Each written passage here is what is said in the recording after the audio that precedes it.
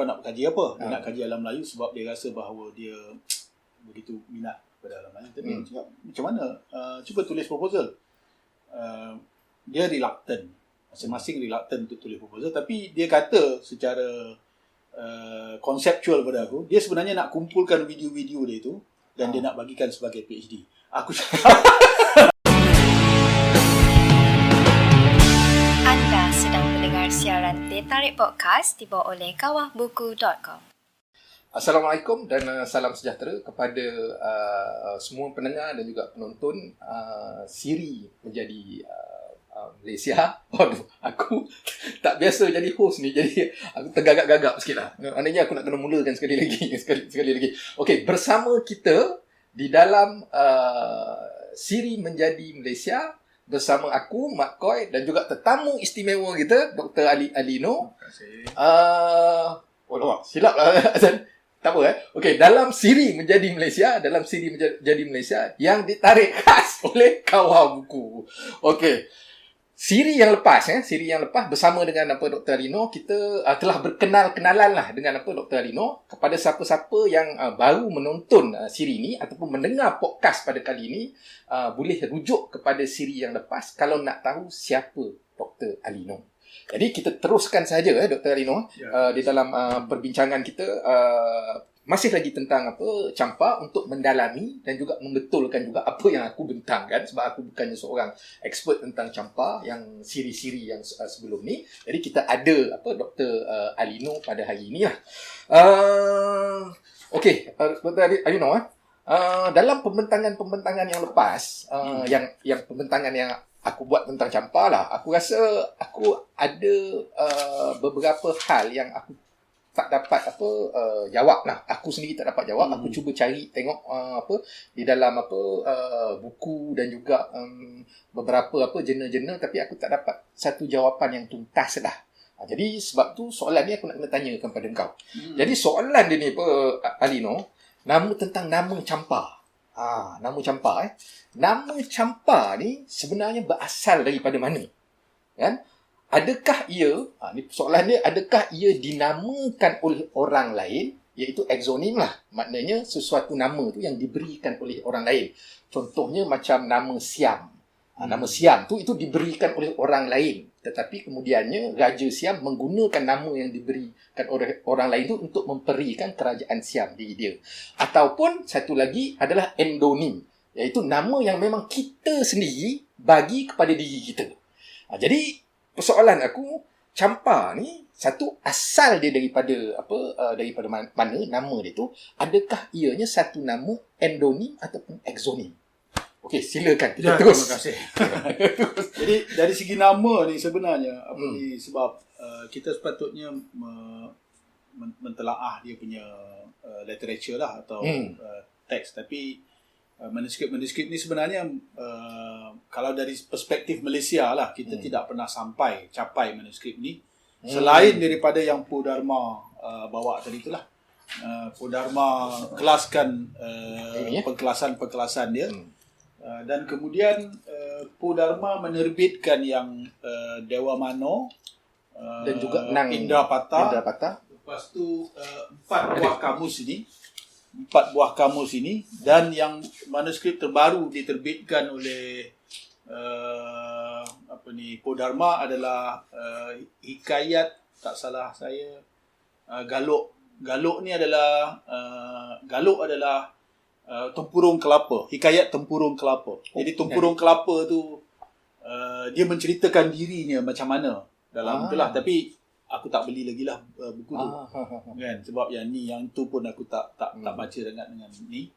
Jadi nama campa ni sebenarnya pernah disebut di dalam mana-mana literature sebagai campa desa. Campa desa pernah dipakai, campa pura pernah dipakai, tapi negara campa juga pernah dipakai. Macam kau sebut dalam teks tu kan, ada negara atau negeri. Negeri atau negara tu samalah. Nama macam apa? Campa pura, Campa Desa dan juga negara Campa ni, ini siapa yang bagi nama? Mereka sendiri bagi. Komuniti Campa. Komuniti Campa. Mereka menamakan mereka sebagai mereka datang daripada Campa Desa. Campa Desa sebenarnya negara Campa. Desa itu sebenarnya adalah nama dalam perspektif Melayu yang lama. Desa ini adalah sebuah negara atau negeri. Kalau bahasa Sanskritnya pura lah. Pura itu adalah negara atau negeri, tempat tinggal. Okey. Tapi ada satu tesis yang kau sebut kat aku tu, yang inilah yang ini adalah teks Huangsang, kurun yang ketujuh, seorang pengembara Cina yang menggembara ke seluruh India, Huangsang, sehingga sampai ke Myanmar. Pada kurun yang ketujuh, tapi masa tu tak ada Myanmar lah, masa tu ada Mon. Dan di dalam satu babnya dia menceritakan tentang Cham, negara yang bernama Champa. Tapi tidak pernah ada orang menghipotesiskan bahawa orang Champa inilah yang membuka Champa. Tak pernah saya dengar. Kecuali yang kau sebut tu lah, ada yang dalam rujukan tu kan. Tapi tak pernah. Saya pun pernah berfikir adakah orang ini yang membuka Champa pada kurun ke-6. Tapi kurun ke-6 tu Champa sudah ada. Champa sudah ada. Maksudnya ketika Huangsang datang ke situ, Champa di Indochina sudah ada. Okey, Huangsang ni sebenarnya siapa? Yang ini buku Buddhist Record of the Western World. So dalam ni ada nama yang digunakan oleh siapa? Huangsang. Boleh cerita sikit tak? Huangsang ni adalah penterjemah kedua penting dalam penterjemah kedua penting menterjemahkan teks-teks Buddha ke Cina. Huangsang. Penterjemah pertama yang bekerja di Funan, Paramarta nama dia. Dia membawa, tak salah aku, dalam 70 gulung kitab. Naik kuda pergi ke China, menterjemah 45 atau 50 daripadanya. Dan dia biasalah masa tu kalau Sami ni mengembangkan Buddha, Confucius dengan Taoism menyeranglah. So nyawa dia selalunya di hujung tanduk lah. Dia penterjemah kedua yang terpenting adalah Huangsang. Penterjemah ketiga yang penting adalah I Ching. Tiga-tiga daripada mereka ni pernah berada di Asia Tenggara atau India lah. Dan dia ni pernah sampai ke Sri Lanka lah. Ini just buku yang ini sebenarnya bukan buku, ini kamus Di kamus, 4 buah kamus. Dia 4 buah kamus. 4 buah kamus dalam ni.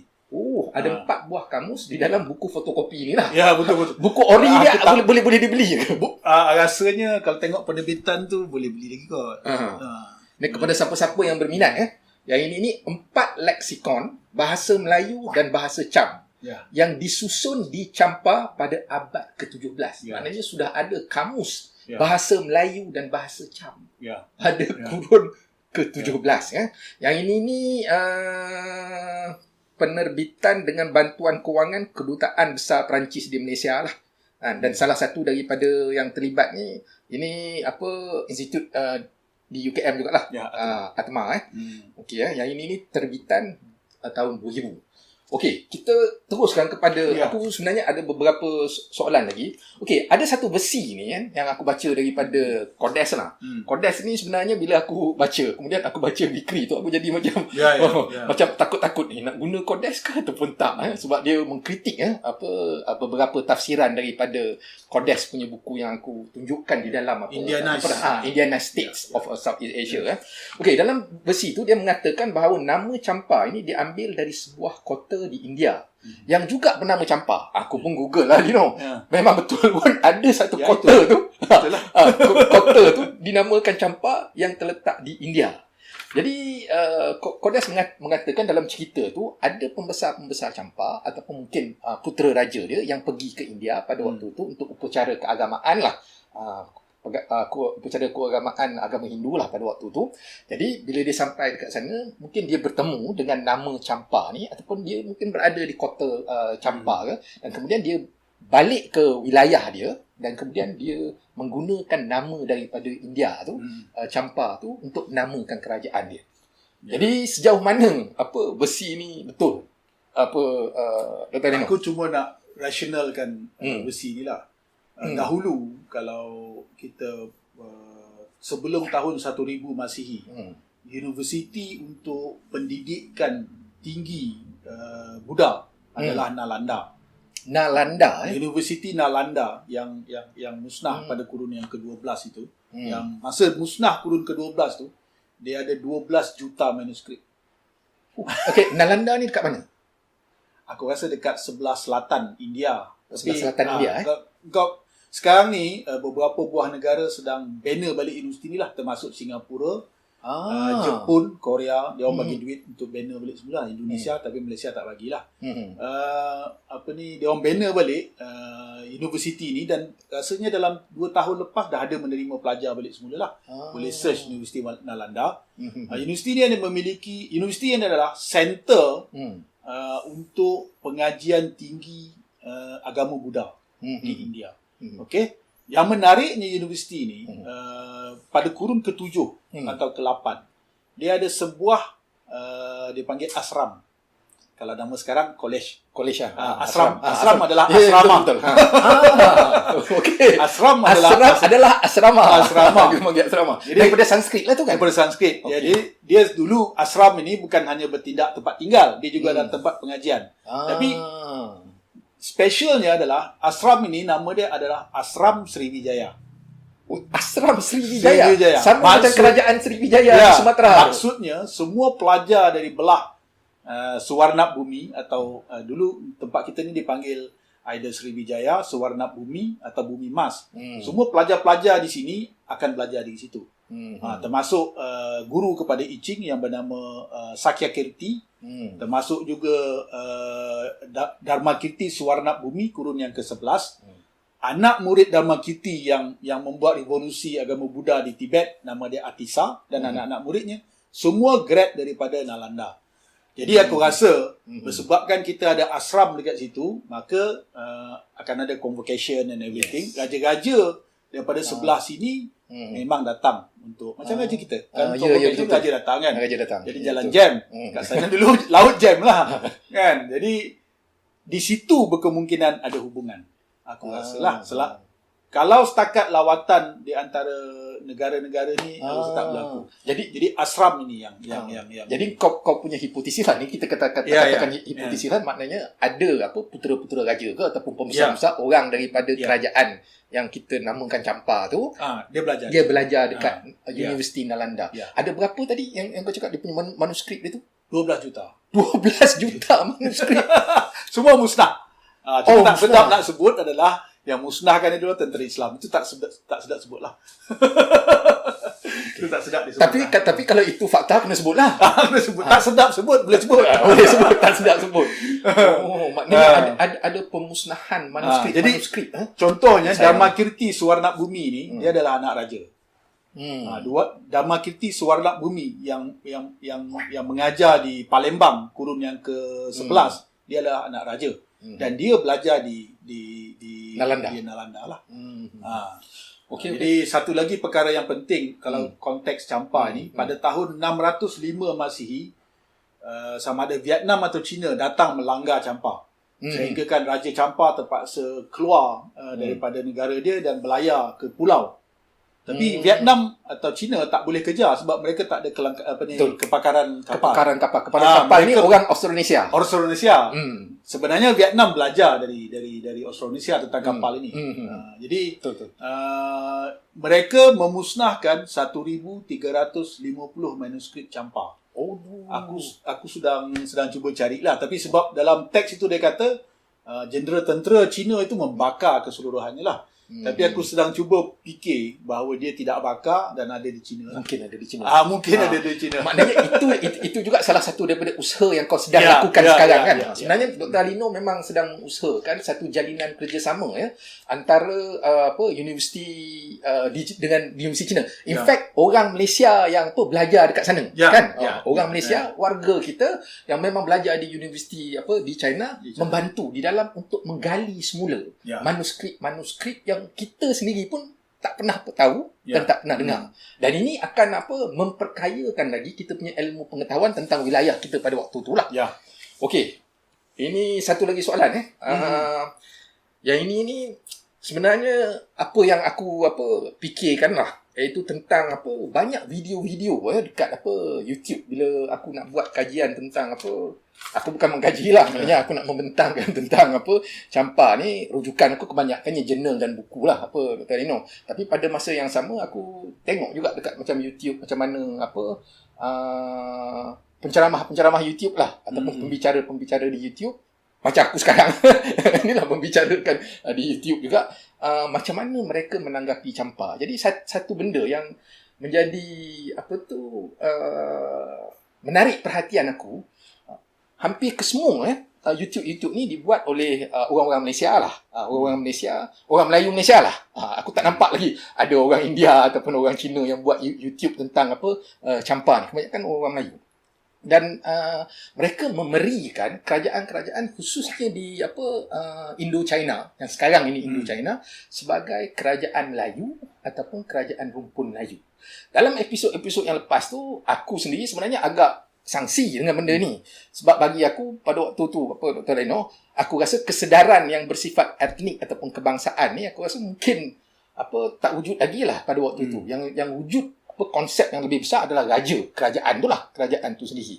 Jadi apa pandangan kau apabila ada hampir kebanyakan lah YouTube yang tentang campa ni ataupun Indo-China ni yang memerikannya sebagai kerajaan Melayu ataupun kerajaan rumpun Melayu? Ya, aku yang pertama lah, kebanyakan daripada yang berceramah apa semua tu, dia orang ni sebenarnya amatur lah.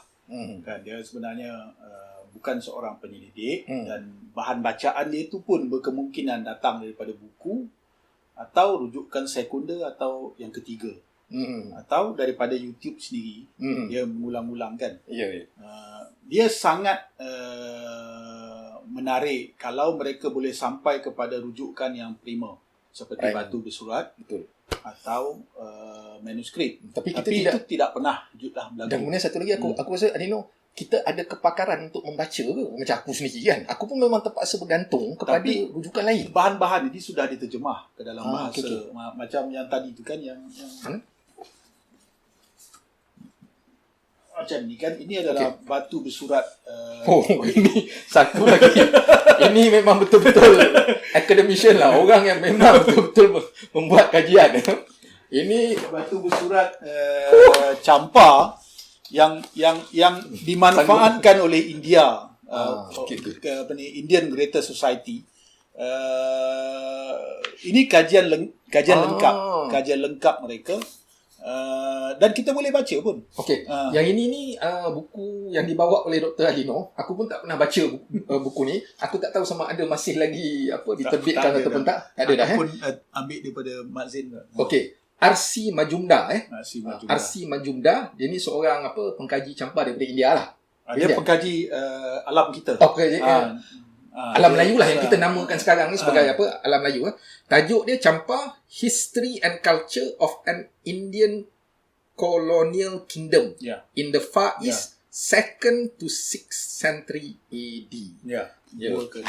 Jadi kalau siapa-siapa nak rujuk buku ni dah tak ada, so kena contact Dr. Alino kalau nak dapatkan buku ni. Buku ni tebal lah, tak tahulah siapa yang larat nak baca. Tapi Dr. Alino baca. Prasasti Perancis, dia akan ada pengulangan lah kalau dia antara Majumdar dengan siapa ni, Huber. Ini French punya scholarship lah. Ini satu lagi Ini satu lagi buku. Alamak, aku buku Perancis ni aku tak tahu nak sebut macam mana. Ni apa ni? Tapi dia prasasti lah, batu bersurat kan? Epigrafi. Cham. Lebih kurang macam tu lah. Tapi dalam bahasa Perancis dalam bahasa Perancis. Tapi yang penting dekat situ, bila dia merumikan prasasti tu, kita akan mendapati ada banyak perkataan yang macam Melayu lah. So kalau yang lebih ni adalah ringkasan prosyari terhadap kamus Cham. Kamus Cham. Sebanyak ini perkataan Kelantan. Perkataan Melayu, Kelantan dan Cham yang sama. Yang ni ada satu lagi kamus. Ini bagus. Ini belum terbit. Belum terbit lagi. Belum terbit. Yang ini maknanya kawah buku kena terbit kan. Aku tak bawa kamus yang tu. Kamus tu tebal ni. Aku tak bawa. Tapi prosyari sudah saring daripada kamus ni perkataan Kelantan tua, Campa tua. Macam perkataan Tenggala sama. Tenggala tu yang kerbau tu kan. Tahu pula sebab aku memang daripada keluarga Kerbau juga adalah perkataan kerbau sana. Karbi. Okey. Jadi kau akan dapati perkataan-perkataan yang sama lah kalau kat sini kan. Jadi ini adalah bukti bahawa bahasa Cham dan bahasa Melayu amat rapat kan ada komen kan? Ya, aku ada komen. Kamus Melayu Kelantan Champa belum diterbitkan lagi. Prof Syarif juga ada Kamus Melayu Mon dan Kamus Melayu Khmer. So maknanya bahasa Melayu ni adalah satu bahasa yang memang sohor lah di alam yang kita namakan sebagai alam Melayu. Dekat Khmer pun ada kamus Melayu Khmer, Melayu Mon dan Melayu Champa, dan ini lagi spesifik Melayu Kelantan Champa. Okey. Alright. Okey jadi bukti itu adalah bukti bahasa lah. Memang kita setuju bahawa Cham adalah satu daripada, malah berkemungkinan satu daripada center sebelum bahasa Melayu ni berkembang ke tempat kita lah. Okey, Tuan Daniel, kita ada masa lagi ke? Ada lagi ya? Okey, kita ada satu lagi soalan ya. Jadi melibatkan juga soalan yang tadi itulah, yang tentang video-video YouTube ni ya. Jadi daripada sini Dr. Adino, apakah kelemahan, kekurangan, kekuatan atau kelebihan wacana popular? Wacana popular ni bukan wacana akademik lah ya. Kalau wacana akademik ni memang dia ada dia punya rujukan dia, biasanya dalam bentuk teks lah kan, jurnal, buku, kemudian ada footnote supaya kita sendiri boleh merujuk sama ada betul ataupun tidak apa yang diungkapkan oleh penulis buku tu, sebab ada dia punya footnote dan rujukan ya. Jadi kau rasa Alino, yang wacana-wacana popular ni, ni yang tersebar banyak dekat YouTube ni, apa dia punya kelemahan dan kekurangan dia? Khususnya apabila membincangkan tentang Champa secara khususnya dan juga kerajaan-kerajaan lama ni. Aku cakap kekuatan dia dulu lah. Kekuatan dia adalah dia sebenarnya menyampaikan maklumat kepada orang yang awam. Orang yang mungkin tak kenal Champa. Okey. Itu saja kekuatan dia. Tapi kelemahan yang paling ketara adalah kadang-kadangnya mereka ini melampau hipotesis. Mereka melampau macam tadi tu kan. Kalau kita cerita pasal ada nama Champa di India dan ada nama Champa di Indochina, akan ada satu puak akan membuat hipotesis mengatakan bahawa yang sebenarnya India yang membuka Champa. Macam tu. Tapi tidak ada bukti. Itu kan. Jadi masalah dia adalah yang bersangkut kepada yang berlaku macam-macam tu lah, yang kadang-kadang bergaduh-gaduh berlebih-lebihan apa semua tu lah. Padahal bergaduh sejarah. Kebaikan dia adalah mereka sedar, tapi bersebabkan mereka tak buat penyelidikan yang agak tu, jadi dia tidak akan boleh pergi ke depan, dia akan mengulang balik semula. Tesis yang mengatakan India membuka negara-negara kita ni adalah tesis Majumdar. Indian Creator Society. Majumdar ni lah yang pertama kali buat. Tahun 1940-an. Dia lah yang pertama kali buat. Itu sebab kalau orang tanya aku akan cakap, dah baca Majumdar belum? Kalau dah baca Majumdar, okey lah. Sebab dalam Majumdar tu dia ada banyak benda yang dia salin. Dia ada mentafsirkan daripada teks-teks dari Perancis itu yang silap. Dia biasalah kita bila nak buat satu movement, kita akan melihat satu tafsiran yang facts dia begitu, tapi kita akan cuba ubah sebab kita nak push satu pergerakan kan. Jadi ini kelemahan yang paling ketara lah kan. Di samping perkara-perkara macam-macam lain lah yang macam yang kata jauh dibuka oleh Champa apa semua itulah, itu terlalu popular lah. Bukti dia sebenarnya. Yang paling ada adalah bukti dia. Kalau boleh buktikan, silakan lah. Kalau tak boleh, dan tak boleh. Jangan buat hipotesis lah. Itu masalah dia. Tapi kalau macam aku lah, ni pandangan aku lah. Aku rasa dia macam tak terelakkan. Tak elakkan di dalam konteks di mana semua orang sekarang ni berupaya untuk contohnya membuat video. Semua orang boleh record dan kemudian bercakap. Jadi salah satu daripada komen aku lah masa dalam beberapa siri kita ada buat siri tentang historiografi. Maknanya ada kecenderungan pada masa kini untuk mengangkat kelompok etnik ataupun agama yang tertentu lah. Ni tak kira lah bukan sahaja Melayu, tapi kemungkinan juga India, Cina juga dia ada unsur-unsur etnik agama dan juga kelompok kepentingan masing-masing untuk mengajukan dia punya hipotesis dia sendirilah. Atau kau punya pandangan Dia macam memang tak boleh elak. Cuma masalah dia kalau kita dia ada beberapa kerosakan lah. Itu yang masalah besar. Jadi contohnya aku beritahu lah, ni simple lah kan. Ada 2-3 orang pelajar, ada 2-3 orang anak muda datang jumpa aku, dia nak buat PhD. Dia aku tanya, kau nak kaji apa? Dia nak kaji alam Melayu sebab dia rasa bahawa dia begitu minat pada alam Melayu. Tapi cakap, macam mana? Cuba tulis proposal.